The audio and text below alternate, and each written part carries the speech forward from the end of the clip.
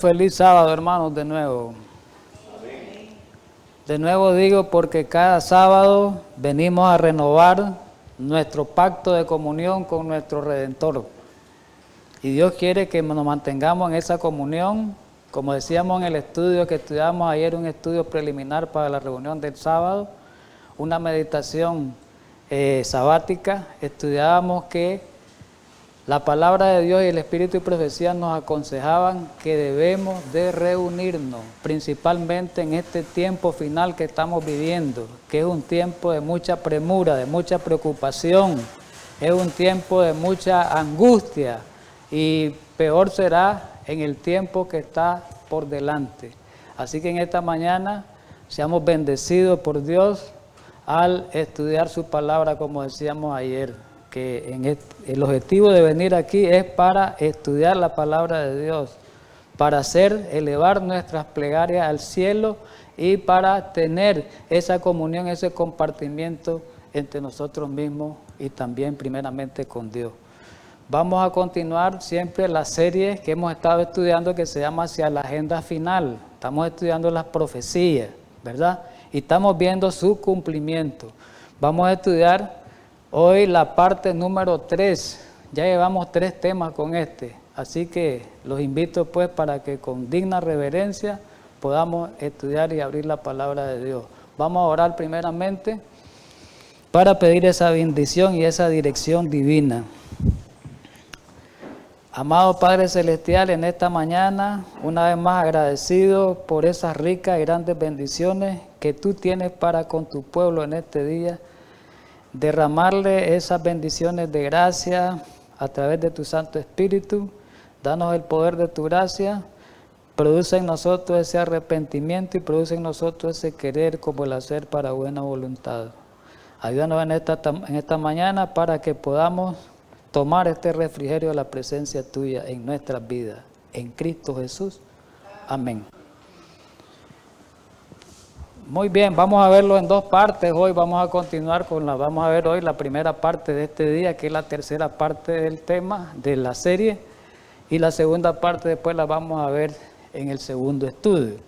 Vamos a avanzar por el tiempo, mis queridos hermanos. Siempre el tiempo es contrario, ¿verdad?, a las disposiciones divinas cuando se estudia la palabra de Dios. Muy bien.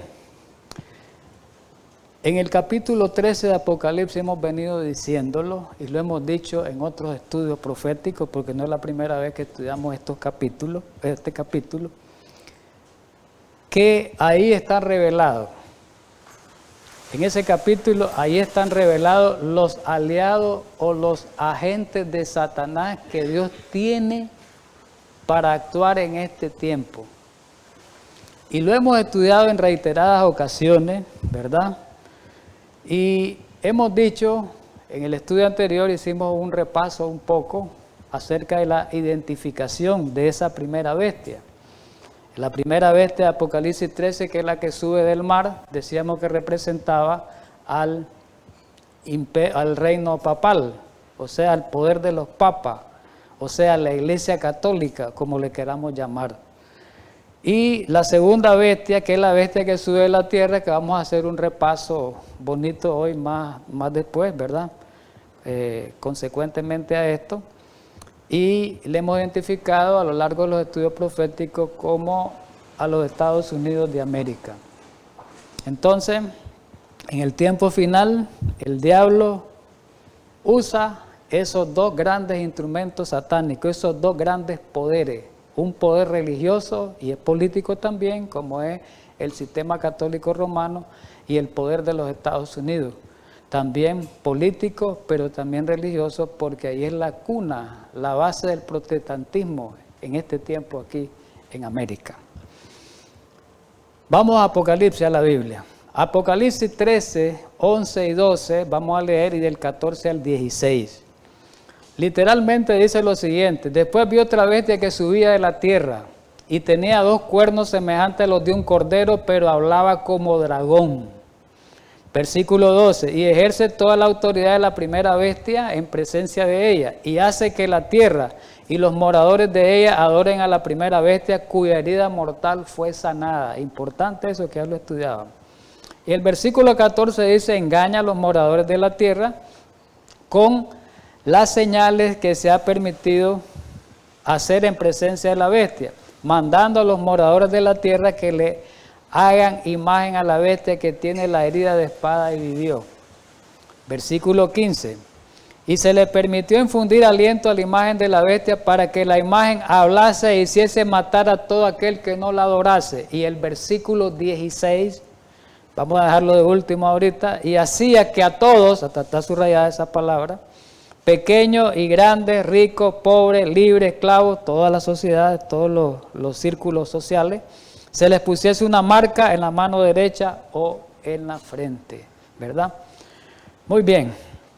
Dice en el versículo 11, ¿verdad? De esta manera repaso porque hay muchos que lo hemos estudiado, pero hay hermanos que nos están mirando que tal vez por primera vez ellos estudian esta profecía. Entonces, más para ellos, pues, y para los que lo hemos estudiado, pues nos va a servir como para profundizar más este estudio. Muy bien, decía que esa bestia que sube de la tierra, que hemos dicho, ¿verdad?, que representa a los Estados Unidos, pero vamos a hacer este repaso. Dice que primeramente esa bestia es como un cordero. Y después esa bestia tiene una transformación, se vuelve como un dragón. Dos características opuestas. Primero como cordero y después como dragón. Y presenta ahí que los cuernos, ¿verdad?, son semejantes a un cordero. Nosotros hemos visto a lo largo del estudio profético, porque recordemos que Daniel y Apocalipsis se tienen que estudiar juntos, ¿verdad? El libro de Daniel me ayuda a entender Apocalipsis, el libro de Apocalipsis me ayuda a entender a Daniel. Y ahí, auxiliándonos del libro de Daniel, dice que un cuerno, en el capítulo 7 del libro de Daniel, representa un poder. Daniel 7, versículo 24, un cuerno representa un poder. También en Apocalipsis 17 habla que también un cuerno es un poder, pero no lo vamos a mencionar, ¿verdad? Muy bien. Entonces dice que esta bestia, que es la segunda bestia que sube a la tierra, recordemos que una bestia, estudiábamos, según el capítulo 7 de Daniel, representa, es un poder, ¿no? Un poder político religioso, una bestia, un poder. Por mismo Daniel 7, ¿verdad? Versículo 17 y el verso 23. Entonces dice que esta bestia que sube de la tierra, que es la segunda bestia que presenta en Apocalipsis, dice que tiene una naturaleza de cordero. Sus dos cuernos son como de un cordero.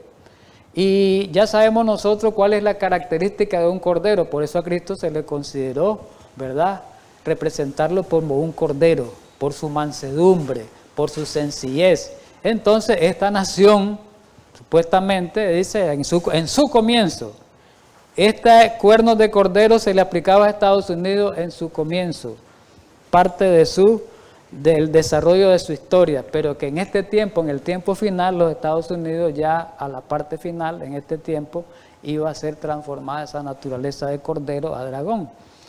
¿Qué significado tiene esto? Bueno, vamos a verlo, que en Daniel 7, nosotros vemos allá en la lámina, que presenta en el capítulo 7 las 4 bestias proféticas, y decíamos que cada una de esas bestias que presentan a los poderes de esos reinos que aparecen ahí, como son Babilonia, Grecia, Medo-Persia, Grecia y Roma, esa bestia era una naturaleza diferente a la bestia de Apocalipsis 13:11. ¿Por qué? Esas bestias eran representadas por bestias feroces, bestias asesinas, bestias malas. Pero el poder que representan los Estados Unidos dice que es como un cordero esa bestia, mansa al comienzo, mansedumbre. Hay una gran diferencia, eso es importante notar esa diferencia. El Espíritu y Profecía nos ayuda a entender esto, ¿verdad? Y la misma historia también, a lo largo de su desarrollo, nos va dando pauta para entender e identificar esas características de este poder de los Estados Unidos. Dice Conflicto de los Siglos, página 494 en el original. Ahí aparecen 2 páginas, la 436 en el que aparece en el programa que aparece en las computadoras, que es el electrónico, ¿verdad? 436. Los cuernos semejantes a los de un cordero, hablando de esa profecía, ¿verdad? Representan juventud, al comienzo de los Estados Unidos, juventud cuando comenzaba, rasgos de él, inocencia y mansedumbre, amante de paz y una nación espiritual en el comienzo. Los Estados Unidos en el comienzo era amante de paz, ahora ya no, ahora es guerrerista. Y también era una nación espiritual porque sus principios estaban basados en el protestantismo y libertad de religión, pero tenían principios protestantes. Hoy vamos a verlo en el desarrollo, que ya eso va cambiando. Ya en los Estados Unidos los principios protestantes ya van siendo doblegados y se va perfilando el principio católico. Dice que estos eran rasgos de los Estados Unidos cuando el profeta vio que esa nación subía en 1798 al comienzo. Eran rasgos de los Estados Unidos al comienzo, ahora ya no. Los dos cuernos que representan, los dos principios de gobierno de los Estados Unidos, libertad civil y libertad religiosa. Siempre Estados Unidos ha sido, ya hoy va perdiendo esas facultades, pero ha sido el país de las libertades, el país de la libertad religiosa, el país de la libre expresión, el país de la libertad de prensa, el país de la libertad de religión. Siempre ha sido así, pero que eso ya va cambiando, lo vamos a ver a lo largo del estudio. A esta forma de gobierno también se le ha llamado republicana, o sea, un gobierno sin rey, diferente a Europa en la Edad Media cuando existían los reyes. Y una forma protestante, diferente a Europa en la Edad Media cuando existía una iglesia, ¿verdad?, papal, pero protestante significa una iglesia sin papa. Y la Constitución garantiza al pueblo el derecho de gobernarse a sí mismo, una democracia plena, y establece que los representantes elegidos por el voto popular promulguen leyes y las hagan cumplir. Además fue otorgada la libertad religiosa y a cada cual se le permitió adorar según los dictados de su conciencia. Y miren esto importante, el republicanismo y el protestantismo vinieron a ser los principios fundamentales de la nación. Y esos dos principios, ¿qué pasa? Estos principios son el secreto de su poder y prosperidad, pero que esos principios ya van siendo casi anulados, ya van siendo casi truncados y volcados. Continuemos con el estudio de la profecía en la Biblia. Apocalipsis 13:11, ¿verdad? Ya lo decíamos que dice que subía de la tierra, que hablaba como dragón primeramente, en la primera parte del desarrollo de su historia en los Estados Unidos, pero ya en la última parte del versículo que está subrayada, dice que hablaba como dragón. Y cuando hablaba como dragón ejerce autoridad, va a ejercer autoridad. La pregunta que vamos a hacernos es, ¿cuándo va a hablar como dragón esa potencia o ese poder? Eso es importante saberlo. Conflicto de los siglos, página 495 en el original, página 437 en el electrónico. Los cuernos como de cordero y la voz de dragón del símbolo indican una extraña contradicción entre lo que profesa ser y lo que practica la nación representada que es Estados Unidos. Y esto que está subrayado es la clave para entender esto. El hablar de la nación. ¿Qué significa que va a hablar como dragón? Hablar. ¿Qué significa en términos proféticos el hablar de una nación? Aquí está. El hablar de la nación registrada son los actos de sus autoridades legislativas y judiciales. ¿Cuándo va a hablar los Estados Unidos como dragón? Cuando a través de sus organismos legislativos y sus organismos judiciales ellos promulguen leyes contra Dios. Ya sabemos que especialmente el domingo que viene es contra Dios. Cuando ellos promulguen esas leyes, los Estados Unidos hablan como dragón. Cambió de cordero a dragón. Cambió de protestantismo a seguir las líneas del catolicismo. Sigamos. La predicción de que hablará como dragón y ejercerá toda autoridad de la primera bestia, que es el papado, unirse con ella. Recordemos que tuvimos un tema que hay que buscar lo que se llaman las dos bestias amigas. Como al final, ahorita estas dos bestias, estos dos poderes están amistados, están intimados. Dice que anuncia claramente el desarrollo del espíritu de intolerancia y persecución que va a haber, que tanto hemos estudiado, de que tantas pruebas dieran las naciones representadas por el dragón y la bestia semejante al leopardo. Conflicto de los siglos en la misma página. Por esos actos la nación, que Estados Unidos, desmentirá los principios liberales y pacíficos que expresó como fundamento su política. Y la declaración de que la bestia con 2 cuernos hace que la tierra y los moradores que en ella habita adoren a la primera bestia, esto es importante, indica que la autoridad de esta nación, de los Estados Unidos, la autoridad, eso es lo que busca el papado, una autoridad civil, una autoridad de fuerza, una autoridad militar, indica que la autoridad de esta nación será empleada para imponer alguna observancia en homenaje al Papa. Ya sabemos que los papas han dicho que la marca de esa autoridad está en el domingo. La imposición del domingo, ese va a ser el homenaje que le va a dar esa segunda bestia al papado. Eso se está viendo, hoy lo vamos a ver, que eso ya va caminando, y ya va a llegar a su punto culminante. Hablemos de la imagen de la bestia, es importante repasar, recordar esto. Habla de una imagen es algo parecido. Y dice el versículo 13-14 que los Estados Unidos van a hacer una imagen de la bestia. Ahí lo dice. Y que a través de esta imagen van a mandar a los moradores de la tierra que adoren a la bestia. ¿Y qué es la imagen de la bestia? ¿Y cómo se formará?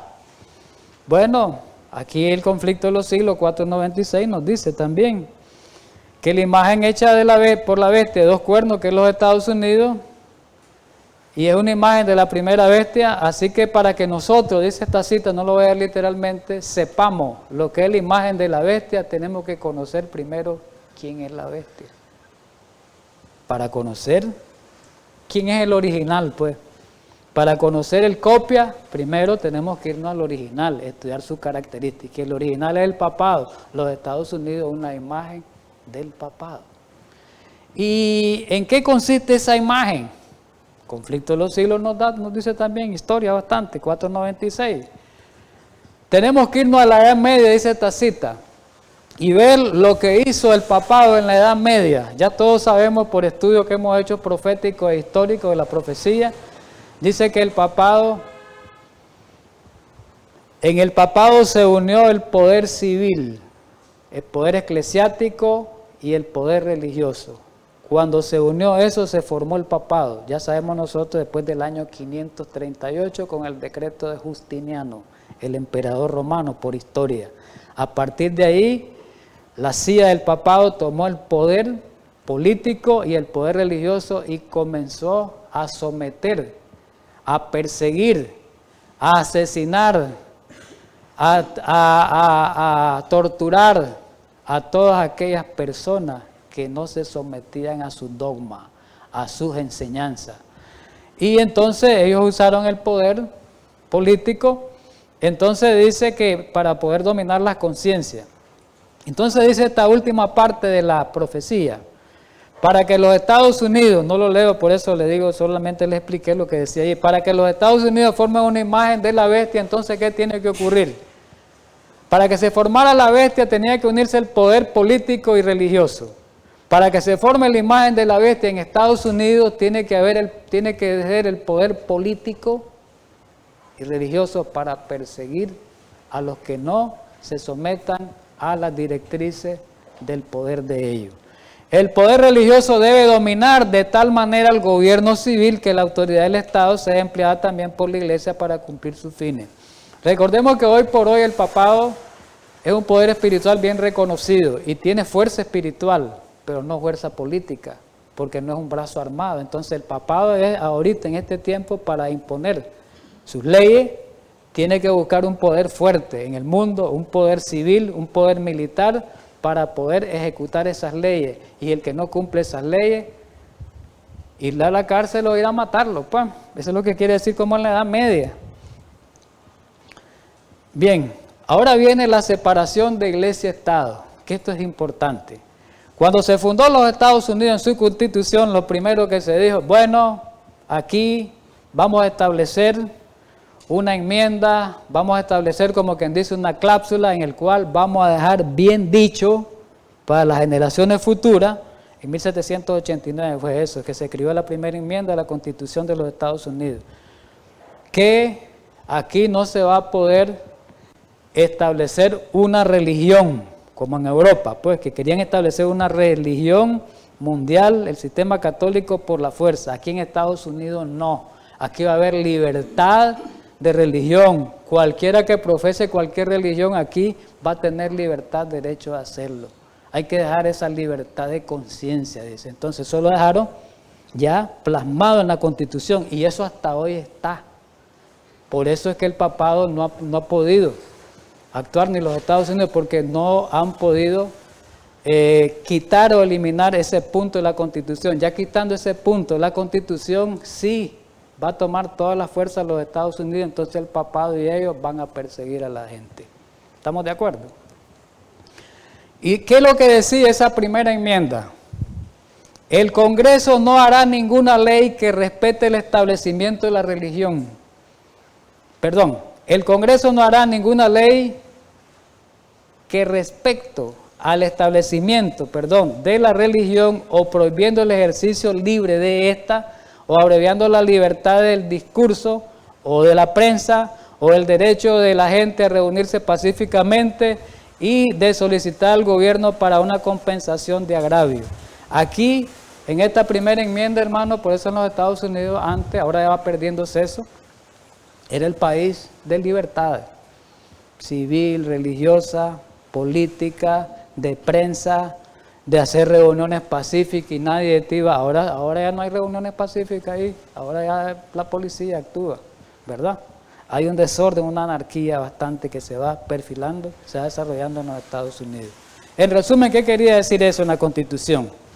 En resumen, 4 puntos, 5 puntos. Derecho, 4 puntos, a la libertad de prensa, decía, 5 puntos. Libertad de expresión, decía la primera enmienda. Libertad de religión, decía la primera enmienda. Derecho de apelación y el derecho de asamblea. Muy bien, Apocalipsis 13, 15 y 16, sigamos con la Biblia, para que después miremos el cumplimiento de esto que estamos estudiando.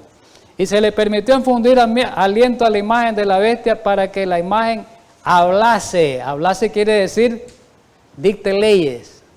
Hablase e hiciese matar a todo el que no la adorase. Quiere decir que la imagen de la bestia, representado por los Estados Unidos, su poder, va a llegar un momento que va a hacer leyes para matar y para perseguir a todo aquel que no cumpla sus leyes religiosas, como es la ley del domingo. Aquí lo dice en el texto, en el 15. Hablase es hacer leyes a través de las asambleas, dijimos en 495 de Conflicto de los Siglos. Hacer leyes.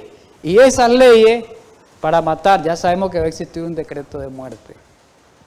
Ya sabemos que va a existir un decreto de muerte. Ahí está el decreto de muerte.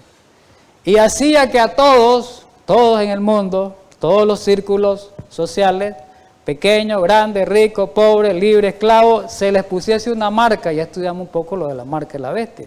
En la mano derecha, que representa que es el domingo, o en la frente. Manuscrito 88, 1897. Es importante esta cita.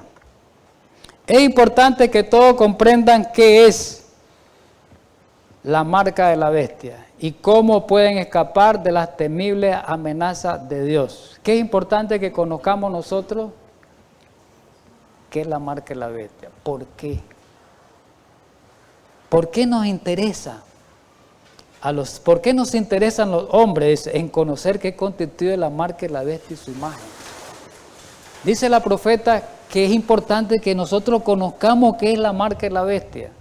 Y hace una pregunta, pero ¿por qué los hombres nos interesan en conocer qué es la marca de la bestia? Ahora la pregunta es, ¿por qué la profeta está interesada en que conozcamos qué es la marca? ¿Por qué es tan importante que comprendamos qué es la marca de la bestia? ¿Saben por qué? La Biblia lo dice, porque es importante. Leámoslo donde dice la Biblia eso, ¿por qué es importante? Aquí está la importancia de por qué conocer la marca de la bestia. Apocalipsis 14, de 9 al 12 en el mensaje del tercer ángel. Y el tercer ángel lo siguió diciendo a gran voz, si alguno adora ¿a quién? A la bestia y a su imagen. ¿Ya sabemos quién es la bestia? Papá, ¿quién es su imagen? Estados Unidos. Si alguno adora a la bestia y a su imagen, recibe la marca en su frente o en su mano, ¿qué va a pasar con esa persona? Él beberá el vino de la ira de Dios. ¿Cuál es el vino de la ira de Dios? Las 7 plagas. Las 7 plagas, y al final, en la segunda resurrección, ¿qué va a pasar con esa persona? Quemado eternamente, destruido eternamente, muerte eterna. Entonces, ¿quiénes van a tener esa muerte eterna? ¿Y sobre quién va a ser derramada esa plaga? Esa plaga sobre el que adore a la bestia y a su imagen de la bestia a través de su marca. Entonces, por eso es importante conocer qué es la marca de la bestia, porque si ya conocemos qué es la marca de la bestia, entonces yo ahora voy a proceder de una manera diferente, que me doy cuenta qué es lo que es la bestia y qué es su marca y cuál es su imagen. Qué importante eso. Otra cita, el mensaje del tercer ángel se ha enviado al mundo ¿para qué? Para advertir a los hombres contra la recepción de la marca de la bestia. Para eso es el mensaje de los 3 ángeles, la última amonestación. Para que advertir a los hombres que no reciban la marca de la bestia en su frente y en sus manos. Recibir esta marca significa adoptar la misma decisión de la bestia y apoyar sus mismas ideas en oposición directa con la palabra de Dios. Qué importante es esto. Muy bien, ahora vamos a la aplicación. O sea, en otras palabras, vamos al cumplimiento. ¿Cómo ha ido caminando esto? Estamos estudiando la parte que corresponde hoy a Estados Unidos, porque recordemos algo, hermano, antes de seguir. Aquí hay 2 cosas que nos interesan hoy, hermano, y no perdamos el tiempo, les digo, hermanos que me miran en distintas partes del mundo, esos hermanos que me miran en Los Ángeles, California, los hermanos que estamos aquí presentes, hermanos. Este consejo. No perdamos el tiempo en estar viendo tantas noticias que no tienen interés ni relevancia.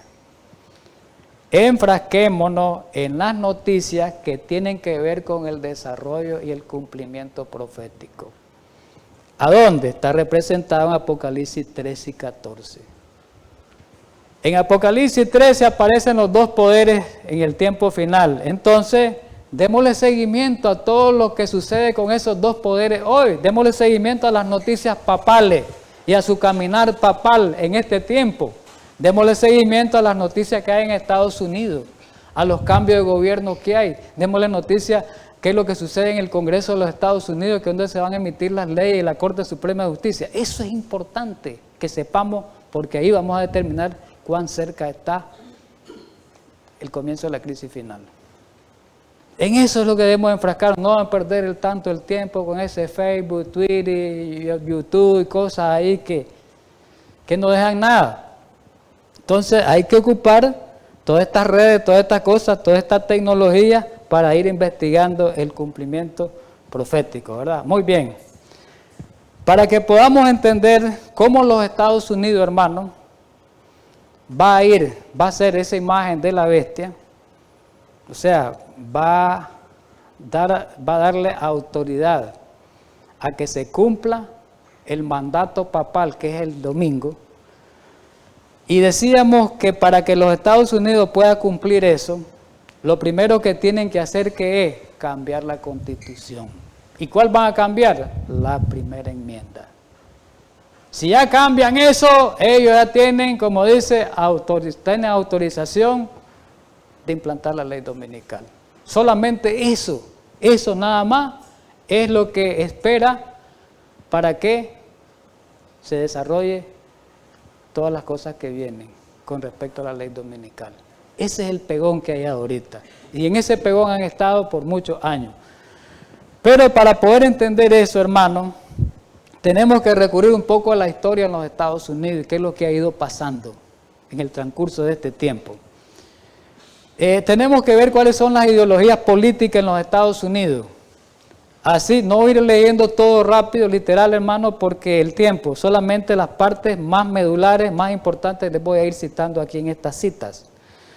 Ahí está la fuente, ahí aparece la fuente de cada una de estas declaraciones. En los Estados Unidos, dice esta fuente de Wikipedia, que es una enciclopedia, ¿verdad? Una enciclopedia que aparece el Internet, una enciclopedia de gran prestigio. En los Estados Unidos las ideologías políticas varían considerablemente. Las personas en Estados Unidos generalmente se clasifican a sí mismas como adherentes a posiciones a lo largo del espectro político. Aquí viene la parte, como liberales o como conservadores. Vamos a ver dos grupos mayoritarios en Estados Unidos en ideologías políticas. No hablemos de los grupos ahorita tanto republicanos y demócratas, que de ahí vienen las raíces, liberales y conservadores en ideología.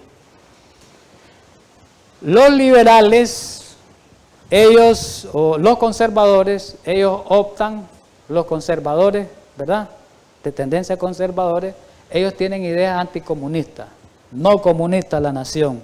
Ellos tienen ideas en contra del aborto. Ellos tienen ideas en favor, vamos a estudiarlo hoy, en favor de que se quite, de que se transforme, más bien de que se transforme esa constitución y se quite esa separación que hay entre iglesia y Estado. En cambio, los liberales, todo lo contrario. Entonces, hay esas dos motivaciones políticas en los Estados Unidos, que es la que circunda, y que al final la conservadora es la más peligrosa. Es la más peligrosa. Dice aquí, en la parte final de este escrito, tal vez en la última parte, en Estados Unidos el Partido Demócrata generalmente representa los intereses liberales, mientras que el Partido Republicano normalmente representa los ideales conservadores. Al final, muchos intereses liberales también, ya cuando se cambia la Constitución, todos van a estar unidos, ya lo sabemos eso, ¿verdad? Al final. Miremos algo de la tendencia liberal, de la tendencia conservadora, de los conservadores. Dice que uno de los más representantes del conservadurismo moderno fue Ronald Reagan, que fue un hombre aguerrido, guerrerista, todos lo recordamos aquí en Nicaragua, guerrerista, aguerrido. Bush y Donald Trump, ¿verdad?, son de esa tendencia, que dice que para qué, que ya se dejemos las religiones en libertad, que ya, que quitemos esa libertad que hay de las religiones, que ya establezcamos una religión. Pero dentro de ese grupo conservadores existe una tendencia religiosa. Ahora vamos, mire, vamos, esto es importante. Dentro del grupo conservador hay una línea religiosa entre ellos mismos que tiene gran fuerza. O sea, en las mismas ideologías protestantes hay muchos políticos, pastores, miembros de esas congregaciones que tienen un peso político en el Congreso de los Estados Unidos, en la Corte Suprema de Justicia. Y ellos son los que eligen al representante, al gobierno que va a hacer. Entonces la religión tiene fuerza en los Estados Unidos de la derecha cristiana, que es conservadora, que es la que va en paso, en guía a establecer este decreto dominical. Y aquí lo dice en este escrito siempre la Wikipedia, dice que la derecha cristiana o derecha religiosa es un término utilizado principalmente en Estados Unidos para etiquetar las facciones políticas cristianas conservadoras. Dice que aquí en la última parte dice que este grupo de derecha está formado por protestantes, evangélicos y católicos, están unidos.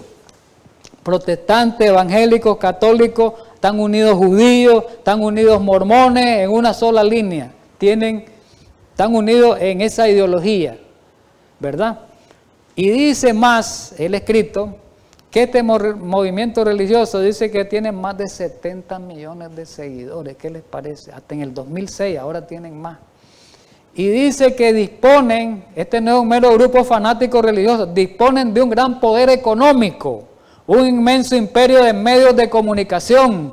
Casi todos los medios de los Estados Unidos, ellos son de ellos, los canales, las radios, o sea que tienen fuerza política. Y ejerce una vasta influencia a todos los niveles de la política estadounidense. Este grupo, la derecha cristiana religiosa, tiene una influencia de la política de los Estados Unidos, en el Congreso, en la Corte Suprema y en el Ejecutivo de los Estados Unidos.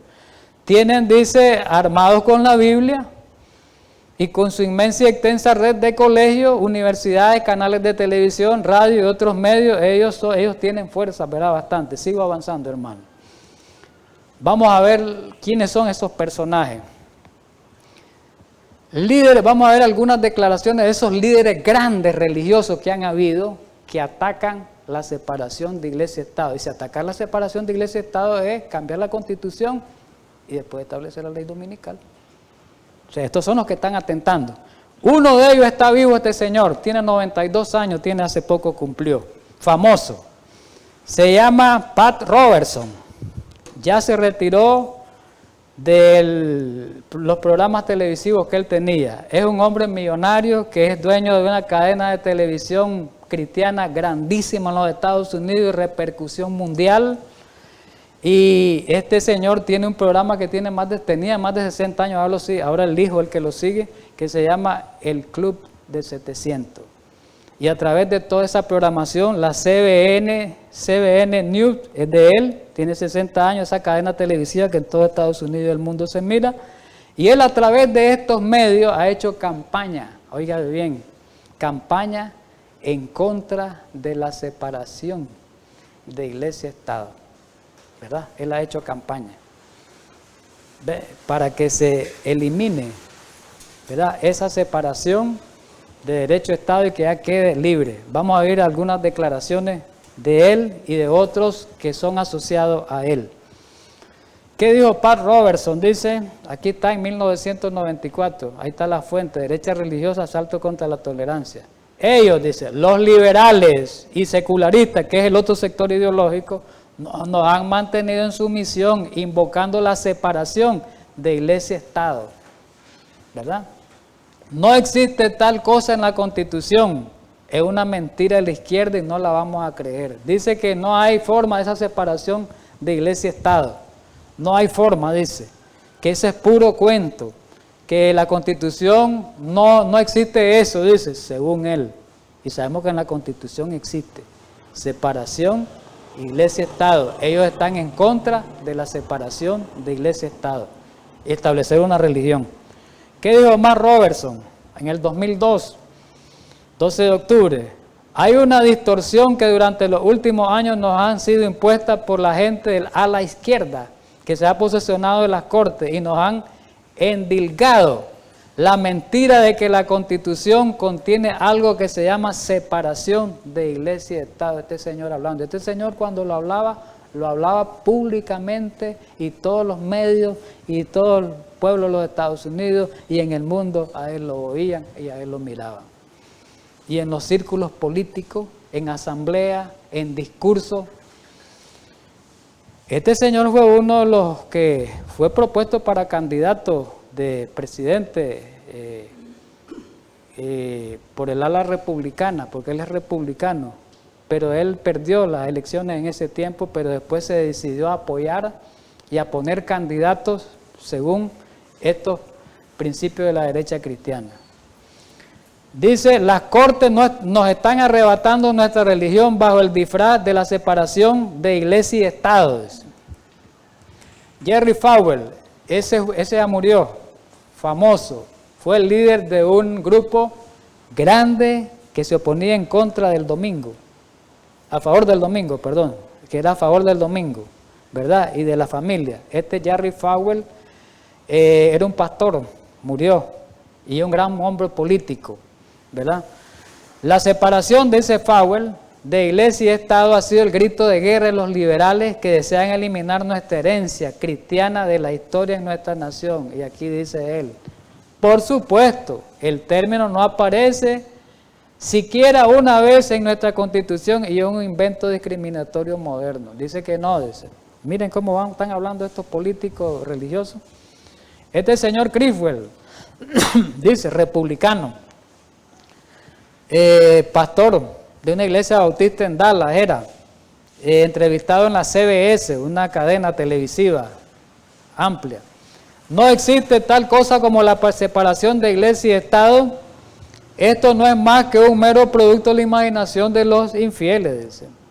Otro, Francis Schaeffer, primer filósofo cristiano, dice, un gran filósofo cristiano, dice, hoy la separación iglesia y Estado es utilizado en los Estados Unidos para silenciar a la iglesia. Pero ahora vamos a ir, ya miramos la parte religiosa, vamos a ir a la parte política en los Estados Unidos. William Rehnquist, ya murió este señor, fue presidente de la Corte Suprema de Justicia. Se imagina, un presidente de la Corte Suprema de Justicia. ¿Qué fue lo que dijo en 1984? El muro de separación de iglesia y Estado es una metáfora, es un símbolo, cuyo fundamento histórico es falso. Eso no, dice. Una metáfora que ha mostrado ser inútil como guía a la hora de juzgar. Debería ser abandonada franca y explícitamente. Mire esas voces. No, hay que abandonar eso es pura metáfora, puro símbolo. Eso no es real. Y esta también, fue juez de la Corte Suprema, Anthony Scalia, y dice él que el principio de separación no está contenido en la Constitución y por lo tanto debe ser añadido democráticamente, es decir, mediante una enmienda constitucional. Thomas Daley, otro, es un hombre que era de la Cámara de Representantes de los Estados Unidos, fue dirigente allá en el Congreso, grande, entre el 2003 y 2005, y es un destacado miembro del Partido Republicano. Dice ahí que pretender que nuestros padres fundadores, cuando fundaron los Estados Unidos, estaban en favor de la separación iglesia-estado es o bien un intento de reescribir la historia o ser muy ignorante de la historia. No, esa es ignorancia, dice. Nuestros primeros padres no hicieron eso, esa es ignorancia. Este señor está vivo todavía, Alan Sekulow. Fue asesor del Centro Americano de la Ley, de la Justicia, y fue también asesor del presidente Trump. ¿Qué es lo que decía este señor? Los indignantes ataques de la Unión Americana a las libertades civiles contra la herencia religiosa de nuestra nación y nuestro derecho a exponer públicamente nuestra fe me han colmado ya. Lo frustrante es que su argumento se basa en el total falso principio de separación de iglesia y Estado. Ya eso ya no lo aguanto, ya estar oyendo eso. Entonces dice él, no hay muro de separación, dice. El hecho de que la frase separación iglesia y Estado no se encuentra en la Constitución, que es un marco de nuestra libertad. ¿Y saben qué es lo que hizo George Bush cuando fue elegido? Hijo, lo primerito que hizo fue elegir, dice, un día domingo para elevar la oración como Día Nacional de Oración y Acción y Gracia. Es de esta misma línea, conservadora. Y dice, aquí está, hace un secreto, el 21 de enero del 2001. El día comenzó con un servicio de oración proclamando el domingo un Día Nacional de Oración y Ayuno. Comenzó el primer día entero de su presidencia con un servicio de oración en la Catedral Nacional de Washington. ¿Qué les parece? ¿Ah? Ahora ya vamos llegando. Ahorita en el 2022, se eligió a una jueza, porque ya otro juez salió, ¿verdad? Creo que fue jubilado. Y sustituyó al otro que salió, no quiero decir el nombre, es un moreno, creo que era él. No recuerdo el nombre, pero eso no interesa. Entonces, ahorita en el 2023,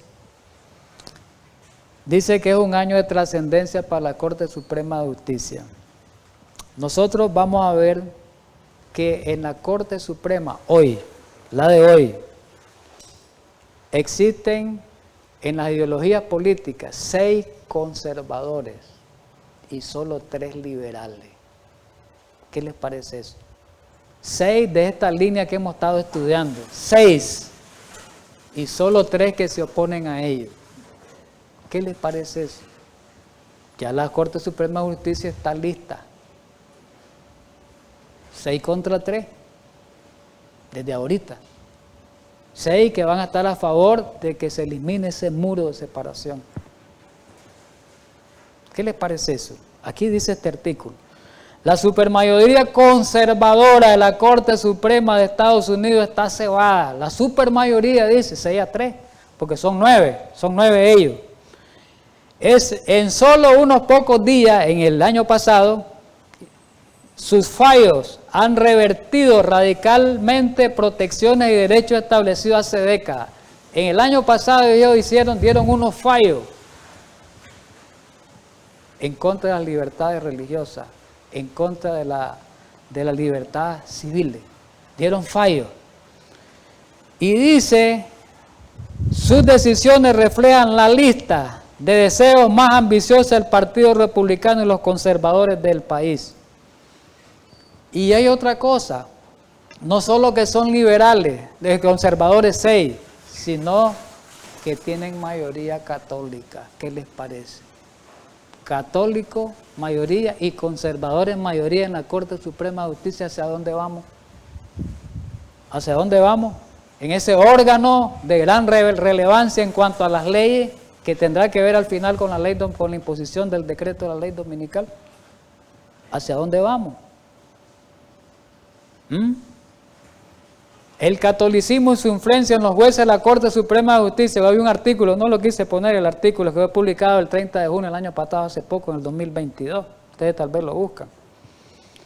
Pero aquí está otro artículo, del 28 de junio. Ahí está la fuente. La Corte Suprema de Estados Unidos, mayoría conservadora, ha ido erosionando, mire el muro, oiga bien, que separa a la Iglesia de Estado en una serie de nuevas sentencias en ese año, el año pasado. ¿Qué le parece? ¿Qué les parece? Se va cumpliendo la profecía que hablaba Apocalipsis, que se iba a formar la imagen de la bestia y que la imagen, ¿se va cumpliendo o no se va cumpliendo? Lo vamos viendo, hermano. Esto nos tiene que alarmar y despertar. Aquí está otra parte histórica. Decíamos que hay 6-3, 3 liberales. Aquí está una de las voces liberales ahorita. Cuando ellos hicieron eso ahorita en junio, en el año pasado, ellos hicieron todas esas fallos que eran anticonstitucionales. Aquí está una que los critica, una de los grandes de ellas. Mire cómo dice ella. Y habla Sonia Sotomayor, una de las 3 jueces liberales de la Corte Suprema de Justicia. Dice, acusa a sus colegas de la mayoría conservadora de derribar esa frontera. ¿Cuál frontera? El muro de separación Iglesia-Estado. Los acusa a ella. La misma jueza le dice, qué barbaridad. Todos sus fallos han sido anticonstitucionales. Sotomayor fue muy clara en su desacuerdo con el fallo del martes, menciona uno de los fallos, del tribunal de 9 miembros, que afirma que el Estado de Maine no puede negar fondos públicos a las escuelas religiosas. Sotomayor, quien fue nombrada a la Corte Suprema por el presidente demócrata Barack Obama, fundamentó la postura en contra del fallo. ¿Y qué dice ella? ¿Cuánta diferencia hace 5 años? Dice. Señaló al evocar que en el 2017 temía que la Corte nos estuviera llevando a un lugar, desde el año 2017, fíjense bien cómo se va perfilando, a un lugar donde la separación de Iglesia y Estado, estaba en ese tiempo Trump, a un lugar donde la separación de Iglesia y Estado fuera un eslogan constitucional, no un compromiso constitucional. Y ya va lo último. Hoy la Corte nos lleva, dice ella, la jurista, a un lugar donde la separación de Iglesia y Estado, lo está diciendo alguien que sabe de leyes, y de leyes ahí de los Estados Unidos, de la Constitución de los Estados Unidos, lo está diciendo una grande. Hoy dice, la Corte nos lleva a un lugar donde la separación de Iglesia y Estado se convierte en una violación constitucional. ¿Para dónde vamos? Y al final concluyó, dice, que ella discrepa respetuosamente, dice, no estoy de acuerdo con lo que ustedes están haciendo.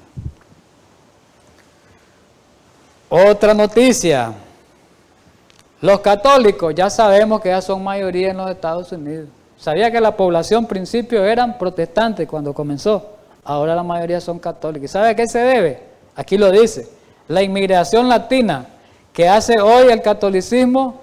Hoy la inmigración latina es la que hace hoy que el catolicismo sea numéricamente la primera religión de Estados Unidos. ¿Sabe por qué los Estados Unidos son católicos? Porque todos los que han llegado de otros países, principalmente de aquí Latinoamérica, a poblar Estados Unidos, llevan esa creencia. Entonces ahora esa creencia se ha desarrollado por la inmigración, los que han llegado. Al inicio de la Constitución del Estado, en los Estados Unidos estaba prohibido ser católico. Al inicio. Hoy son de lejos la religión mayoritaria y más influyente del país por su número y unidad. ¿Cómo los católicos llegaron a ser la religión más grande en los Estados Unidos? Lo último, el Congreso, la mayoría de las religiones son católicos. La mayoría. Y la mayoría son católicos y protestantes más que seculares. O sea que si están unidos católicos y protestantes van igual. Solo miremos este dato rápido. Miremos este dato rapidito. Ahí dice, allá arriba, bueno, allá abajo el total dice, está subrayado 534, son en tanto en los dos, la Cámara, ¿cómo es? El representante y el Senado. Ahí habla de todo el Congreso. 534 son por todos los representantes del Congreso. Pero de esos 534, miren el dato, 469 son cristianos, tanto católicos y protestantes. ¿Qué les parece? El 87, casi el 88%. Van por la ley dominical. Y todos los protestantes no son domingueros. Creen el domingo por la ley dominical. Y dice que adventistas solo 2. Ahí está subrayado, miren, 0.4%. Y los judíos apenas son 33 en todo el Congreso, 6.2. ¿Qué se le van a oponer? Apenas un 7%. Y ahí toditos están en contra. Ese dato es relevante, hermano. El Congreso está en manos católica y protestante. Van por la ley dominical. La Corte Suprema de Justicia, conservador católica, por la ley dominical. ¿Verá que está fácil eso? ¿Está cerca? ¿Cómo miran eso? La última cita, para que nos quedemos un comentario final. Dios le mostró a la profeta en el año 1875, miren bien esto, en una carta, 1875, ahí está la cita, está registrada en Maranata, en la página 191, o lo pueden buscar por el 4 de julio, está en Evangelismo en la página 175. Dice, me fue mostrado que Satanás se nos está adelantando. ¿Cierto o no es cierto? Ya hoy se está cumpliendo. Satanás se nos está... ¿Cómo está el pueblo de Dios ahorita? Satanás se nos está adelantando. Y el pueblo de Dios sumido en su sueño. Estamos en las iglesias, como estudiamos anoche, reuniéndonos como una rutina, mirando que las cosas van pasando, cómo ha entrado la mundanalidad en la iglesia, cómo los principios, las normas cristianas se han rebajado en la iglesia, cómo las herejías han ido entrando a la iglesia, ¿me entiende? La nueva teología ha ido entrando a la iglesia. Qué terrible es. Y se refiere a la ley de Dios. La ley de Dios ha de ser invalidada por los instrumentos de Satanás. Hoy estudiamos los instrumentos de Satanás, ya lo vimos. No va en esa dirección, no se va cumpliendo esta cita. Claramente va a ser invalidada por los instrumentos de Satanás. En nuestro país, Estados Unidos, que se jacta de libertad, se acabará la libertad religiosa. Esa sí es profeta, hermano. El que no cree, mire, ese es profeta. Más de 100 y pico de años, mire cómo se está cumpliendo literalmente. El país que se jacta de libertad, que hablaba que era como un cordero, se va a volver dragón. Ya lo estudiamos, ya lo vimos hoy, mis queridos hermanos, se acabará la libertad religiosa. ¿Cómo está el pueblo de Dios hoy? Sumido en nuestro letargo espiritual. Hay que levantarse, hay que despertarse. Por eso dice el profeta Joel, tocad trompeta en Sión y dar alarma a su santo monte, porque viene el día grande de Jehová. Y ese día dice que iba a ser de angustia, de aprieto, de desolación, de destrucción. El profeta lo dice, hermano, claramente. Así que, mis queridos hermanos, Dios nos ayuda a que entendamos esto y que nos despierte a nosotros los adventistas de estar solo sentados en esa silla, viendo y oyendo. No, agilicémonos, trabajemos ya por Cristo, preparémonos porque ya Cristo se aproxima. Vamos a orar para terminar, pero los invito a la segunda parte que vamos a continuar en el estudio de la profecía.